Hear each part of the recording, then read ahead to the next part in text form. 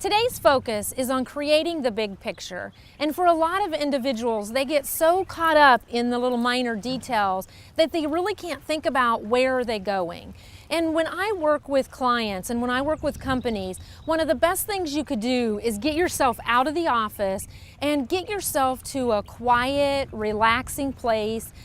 If you can go somewhere where there's water, life is always better when you have water around. And it creates a soothing feeling for you. Find a place to put your feet in the water and really think about where do you want to go and what is that going to look like.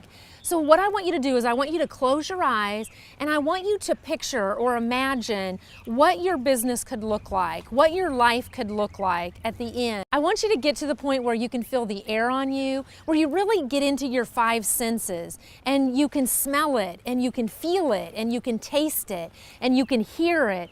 And I want you to think about what it's going to look like, and you're very confident and your back is straight and you're walking in there like you can take the world on. And I want you to imagine what that looks like. That is the beginning of figuring out what it is the big picture needs to look like.